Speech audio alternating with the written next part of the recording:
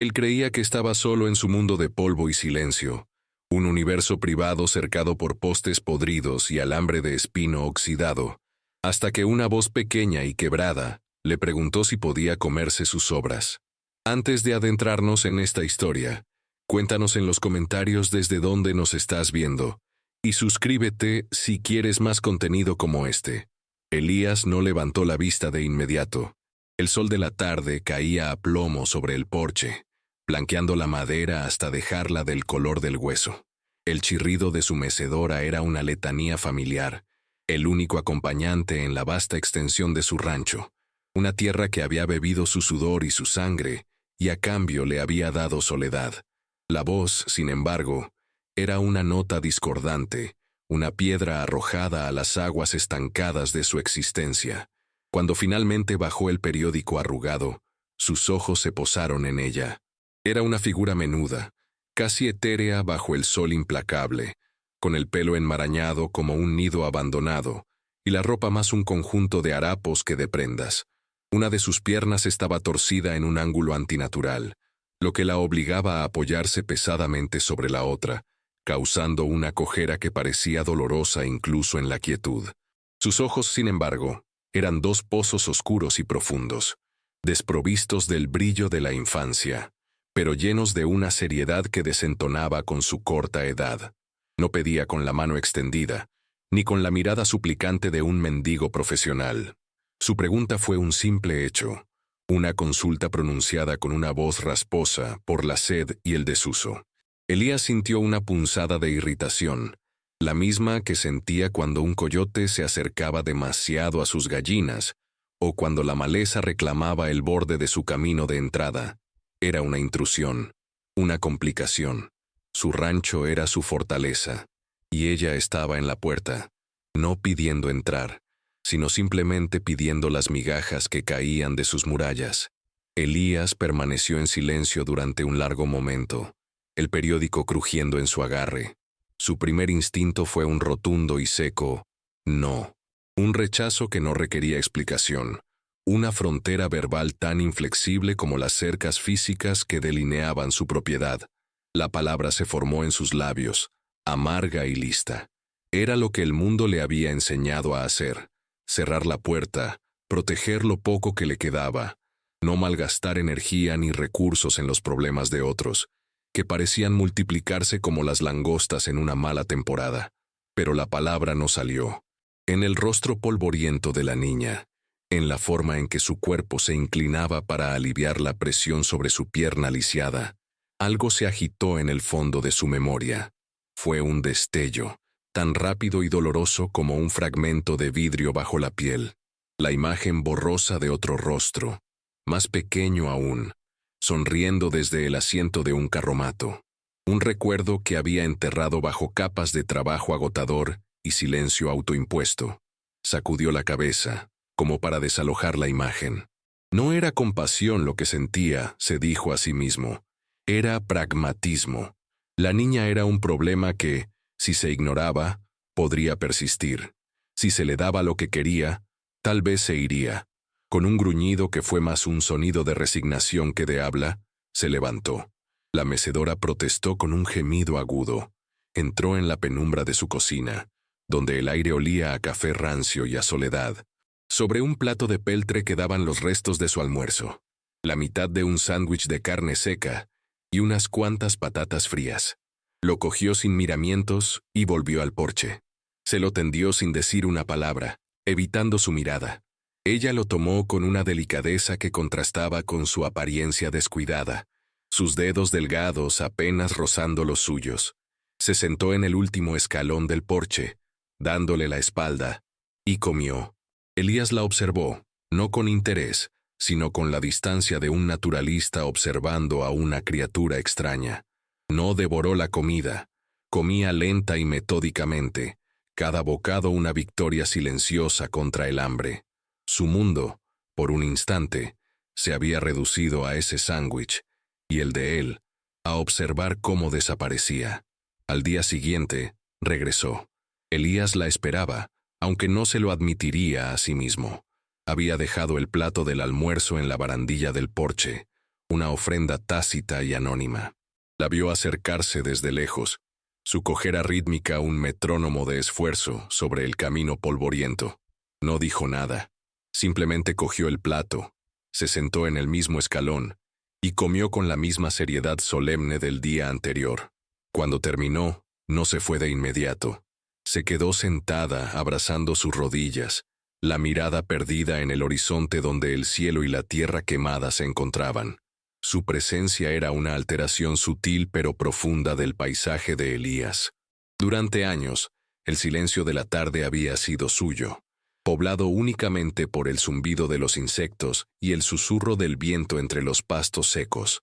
Ahora, ese silencio estaba compartido.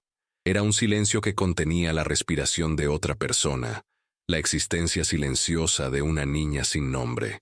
Elías intentó ignorarla. Se puso a trabajar en una brida de cuero que se había roto, sus manos moviéndose con una eficiencia practicada. El olor del cuero y el aceite llenaba el aire. Cada puntada, cada tirón del hilo, era un intento de reafirmar su rutina, de reconstruir el muro que la presencia de la niña había empezado a erosionar. Pero sus ojos se desviaban hacia ella. Observaba la quietud de su pequeña espalda, la forma en que su cabello se movía con la brisa. No era una presencia exigente. No pedía más comida, ni conversación, ni refugio. Simplemente existía en el borde de su mundo, un satélite silencioso atrapado en la órbita de su rancho. Esta pasividad era más desconcertante que cualquier súplica. Era una pregunta sin palabras. ¿Y ahora qué?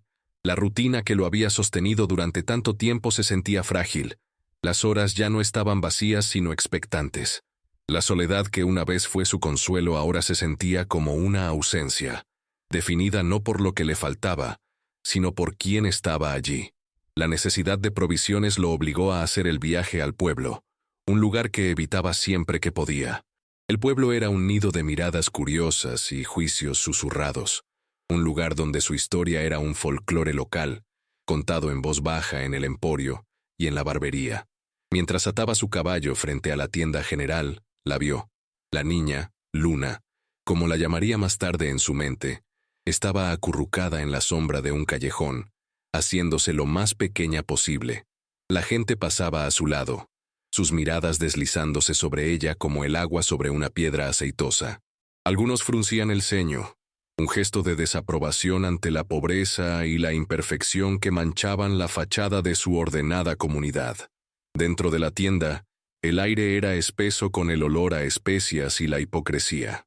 La señora Gable, cuyo marido era dueño de la mitad de las tierras cultivables del condado, hablaba en voz alta con el tendero sobre la necesidad de mantener la decencia. Sus palabras eran como piedras lisas, pulidas por el uso frecuente. Gente así, dijo, su mirada indicando vagamente la calle, atrae problemas. No tienen respeto por el trabajo duro. El tendero, un hombre de hombros caídos y bigote pulcro, asintió con servilismo. Tiene razón, señora Gable. La pereza es un pecado. Sus ojos se encontraron con los de Elías, y había una advertencia en ellos, una admonición silenciosa. Elías era un solitario, un hombre extraño que vivía en los límites, pero al menos era dueño de su tierra. Esta niña no era nada. Era un espectro, una sin hogar, una discapacitada, una carga. Elías pagó sus suministros en silencio, el peso de sus miradas más pesado que el saco de harina sobre su hombro. Al salir, su mirada se cruzó con la de Luna en el callejón. Por un instante, vio un destello de reconocimiento, no de gratitud, sino algo más profundo, la comprensión silenciosa entre dos parias, dos almas que existían en los márgenes de un mundo que no los quería. De vuelta en el rancho, el aire parecía más limpio, la quietud más genuina. Luna ya estaba allí, sentada en su escalón habitual, como si nunca se hubiera ido. Elías descargó sus provisiones, sus movimientos deliberados y lentos. La observó por el rabillo del ojo. No estaba ociosa. Con una concentración feroz, estaba intentando arrancar una mala hierba particularmente tenaz que crecía en una grieta de la pasarela de piedra. Sus pequeños dedos se aferraban al tallo. Su cuerpo se tensaba por el esfuerzo, pero la raíz se mantenía firme. Era una batalla pequeña y desesperada, un intento de imponer un mínimo de orden en un rincón olvidado del mundo. La imagen lo golpeó con la fuerza de un golpe físico. La escena se disolvió. Los colores del presente se desvanecieron en los tonos sepia de un recuerdo lejano. Él está de rodillas en la tierra suave y oscura, no la tierra dura y agrietada de ahora. Sus manos, más jóvenes y menos callosas, guían unas manos mucho más pequeñas. Así no, cariño, dice, su voz suave, una textura que casi ha olvidado. Tienes que hacer un pequeño hueco, así, para que las raíces tengan espacio para respirar. La niña a su lado, con el pelo recogido en 2 trenzas brillantes, ríe, sus dedos cubiertos de tierra. Sostiene una pequeña planta de caléndula, sus pétalos de un naranja vibrante como una puesta de sol en miniatura. Como una cama, papá, dice ella.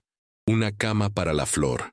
Él sonríe, una sonrisa genuina que le llega a los ojos. Sí, mi amor, una cama para la flor. El recuerdo se hizo añicos, y la dura luz del presente regresó. La niña, Luna, seguía luchando con la hierba. El dolor de la memoria se convirtió en una ira sorda y sin dirección. Déjalo, espetó, su voz un látigo en el aire silencioso. No toques nada, déjalo en paz. La niña se sobresaltó, soltando la hierba como si le hubiera quemado. Se encogió sobre sí misma, su rostro una máscara de miedo y confusión. Elías se dio la vuelta bruscamente, con el corazón martilleando en su pecho, avergonzado no de su dureza, sino de la debilidad que la había provocado. El miedo era un lenguaje universal. Elías lo vio en la forma en que la niña se mantuvo alejada durante los 2 días siguientes. Aparecía al atardecer, cogía el plato de comida que él dejaba en el poste más alejado de la cerca y se retiraba a la sombra de un viejo mezquite para comer, manteniendo una distancia segura. Su arrebato había redibujado las fronteras entre ellos, reforzando su papel como el ogro impredecible en su castillo de polvo. Sin embargo, ella seguía volviendo. Su persistencia era una fuerza silenciosa e inquebrantable, como el agua que desgasta la piedra. Al tercer día, encontró el plato vacío y limpio en el escalón del porche donde solía sentarse. Fue un gesto de paz, una ofrenda de tregua. Lentamente, un nuevo ritmo comenzó a establecerse, una rutina construida sobre cimientos de silencio y distancia. Él dejaba la comida. Ella comía, pero ahora, después de comer, se ocupaba de pequeñas tareas autoimpuestas. Recogía las hojas secas que se arremolinaban en el porche y las apilaba en un montículo ordenado. Alineaba las piedras sueltas a lo largo del camino. Eran actos de una utilidad casi nula, pero poseían una dignidad innegable. No estaban pagando por su comida, estaban contribuyendo al espacio que habitaban temporalmente. Elías la observaba desde detrás de la cortina de la ventana de la cocina, o mientras fingía reparar una bisagra en la puerta del granero. Empezó a notar cosas que antes había pasado por alto. La forma en que inclinaba la cabeza cuando un pájaro cantaba, la paciencia con la que observaba una columna de hormigas. Y él, a su vez, comenzó a cambiar de forma casi imperceptible. El sándwich que dejaba ya no era solo de carne seca. A veces añadía una loncha de queso. El agua en el tarro estaba más fresca. No eran actos de bondad consciente. Eran más como ajustes instintivos, como una planta que se gira hacia una fuente de luz lejana. El rancho, su santuario de aislamiento, se estaba convirtiendo en un ecosistema para 2. No había afecto, ni palabras compartidas, solo un frágil y no reconocido acuerdo de coexistencia, un equilibrio precario en el borde del mundo de cada uno. La coexistencia pacífica era un lujo que el mundo exterior rara vez permitía. La noticia de la invitada de Elías se había extendido por el pueblo como una mancha de aceite. Primero fueron los susurros, luego las miradas de reojo, y finalmente la confrontación directa. Fue el señor Henderson, el tendero, quien se arrogó el papel de embajador de la moralidad comunitaria. Llegó una tarde en su carromato, levantando una nube de polvo que parecía una declaración de intenciones. Se detuvo frente al porche, su rostro enrojecido por el sol y la indignación. Luna, que estaba barriendo el porche con una escoba improvisada hecha de ramas, se congeló y se escabulló hacia el lado de la casa, desapareciendo como un animal asustado. Elías salió a su encuentro, sintiendo una vieja y familiar tensión en sus hombros. Elías, comenzó Henderson sin preámbulos, su voz suntuosa con una falsa preocupación. La gente está hablando. Estamos preocupados. Acoger a una vagabunda y una lisiada además. No es correcto. Da una mala imagen. Y no es seguro. Las palabras gente y estamos flotaban en el aire, diseñadas para aislar a Elías, para marcarlo como un disidente de las normas no escritas de la comunidad. Elías se limitó a mirarlo, su rostro una máscara impasible. Durante años, había absorbido el juicio del pueblo en silencio. Su dolor era su propio asunto. Pero esto era diferente. La acusación no era solo contra él, sino contra la niña silenciosa que alineaba piedras y barría hojas. Mi tierra, mis asuntos, Henderson, dijo Elías, su voz grave y oxidada por el desuso. No recuerdo haber pedido la opinión del pueblo. Henderson se irguió, ofendido. Esto nos concierne a todos.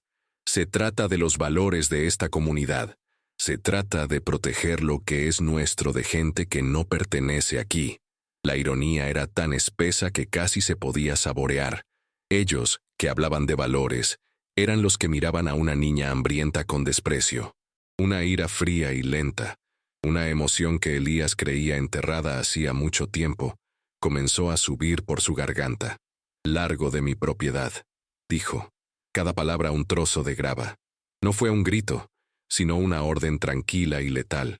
Henderson, desconcertado por la resistencia inesperada, tartamudeó por un momento antes de darse la vuelta y marcharse, derrotado no por la fuerza, sino por una voluntad que se negaba a doblegarse.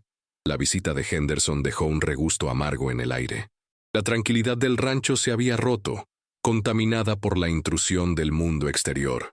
Esa noche, el cielo pareció reflejar la agitación interna de Elías. Nubes oscuras y pesadas se acumularon en el horizonte, ocultando las estrellas y prometiendo una tormenta. El viento aullaba alrededor de los aleros de la casa, sonando como un coro de acusaciones. Elías no podía dormir. Daba vueltas en su cama, la confrontación repetida en su mente. No había defendido a la niña por afecto, se dijo. Lo había hecho por principio, por el derecho de un hombre a la soberanía sobre su propia tierra. Pero era una mentira endeble. El trueno retumbó, sacudiendo los cristales de las ventanas. Un relámpago iluminó el patio por un instante, y en ese destello, vio el viejo granero, sus maderas podridas y su techo con goteras. Un pensamiento repentino y punzante lo atravesó. ¿Dónde estaba ella? Se levantó, se puso las botas, y cogiendo una linterna, salió a la noche furiosa. La lluvia caía a cántaros, convirtiendo el polvo en un barro espeso y pegajoso. La encontró en el rincón más alejado del granero, temblando incontrolablemente, no solo por el frío, sino también por el miedo. Estaba empapada, su pequeño cuerpo acurrucado en un intento inútil de conservar el calor. La luz de la linterna cayó sobre su rostro, y vio algo que nunca antes había visto. Lágrimas silenciosas surcando sus mejillas sucias. En ese momento, el último de sus muros se derrumbó. Sin una palabra, la levantó en brazos. Era sorprendentemente ligera, como un pájaro con los huesos rotos. La llevó dentro de la casa, el santuario que no había compartido con nadie en una década. La sentó junto a la estufa apagada. La envolvió en una manta de lana áspera y encendió un fuego. Mientras las llamas comenzaban a crepitar, se arrodilló frente a ella. Por primera vez, la miró directamente a los ojos y le hizo una pregunta real. ¿Cómo te llamas? Su voz salió en un susurro tembloroso. Luna. El nombre, simple y luminoso, pareció colgar en el aire. Y entonces el recuerdo regresó, no como un destello, sino como una inundación. El carromato volcado, el olor a lluvia y a sangre, su propia pierna aplastada bajo una rueda, y los rostros silenciosos e inmóviles de su esposa y su hija, a quienes la tormenta se había llevado para siempre. Comprendió. Él y Luna compartían más que un techo temporal. Compartían una fractura, una herida visible e invisible que el mundo llamaba cojera, pero que en realidad era el peso físico del recuerdo y la pérdida. El amanecer después de la tormenta llegó con una claridad casi dolorosa. El aire, lavado por la lluvia, era fresco y olía a tierra húmeda y a la promesa de un nuevo día.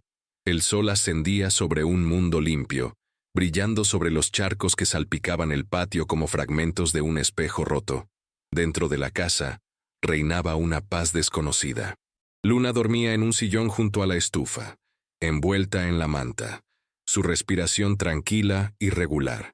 Elías la observaba desde la mesa de la cocina, con una taza de café caliente entre las manos. El fuego de la noche anterior había quemado no solo la madera, sino también la ira y la amargura que lo habían consumido durante años. Había una quietud en su alma, una aceptación de las cicatrices que ambos llevaban, pero la paz era frágil.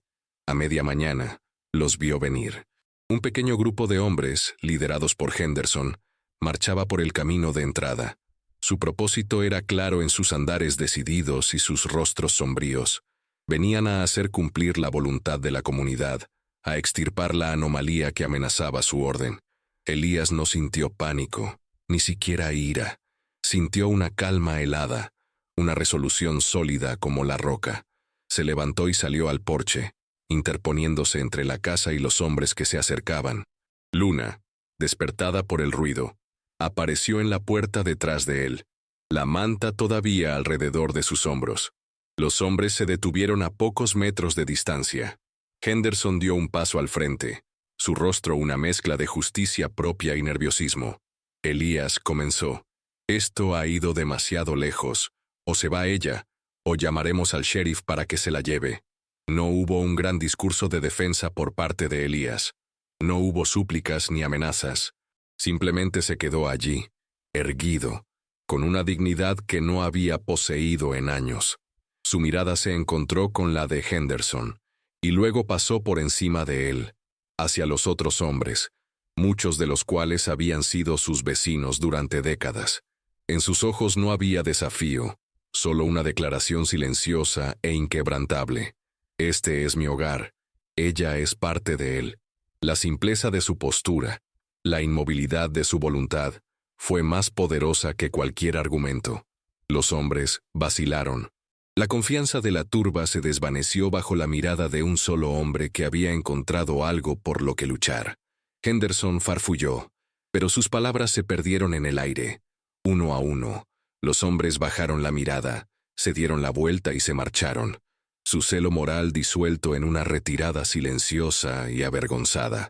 Los días que siguieron se asentaron en un nuevo tipo de silencio. No era el silencio vacío de la soledad, sino el silencio lleno de la presencia compartida, de un propósito mutuo. La partida de los hombres del pueblo no había sido una victoria ruidosa, sino el tranquilo cierre de una puerta a un mundo que ya no les importaba.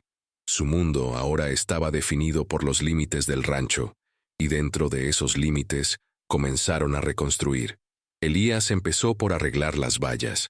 Durante años las había dejado de caer, un reflejo externo de su ruina interna. Ahora trabajaba con una energía renovada, tensando el alambre, reemplazando los postes podridos. Luna lo seguía, entregándole herramientas, observando sus manos nudosas trabajar con una eficiencia silenciosa. Él le enseñó cómo clavar un clavo derecho, cómo enrollar el alambre para que quedara firme.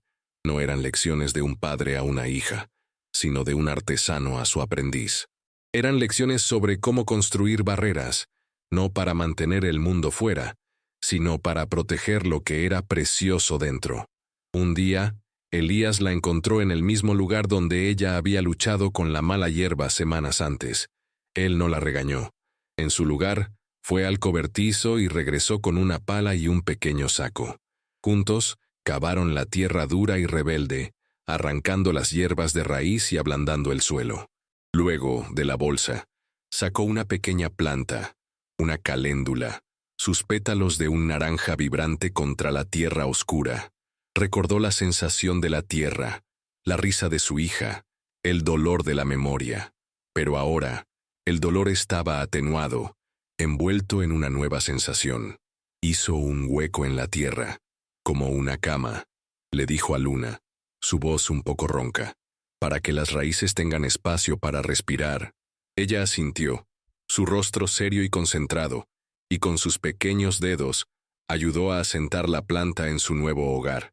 El rancho ya no era una tumba, se estaba convirtiendo, lenta y laboriosamente, en un jardín.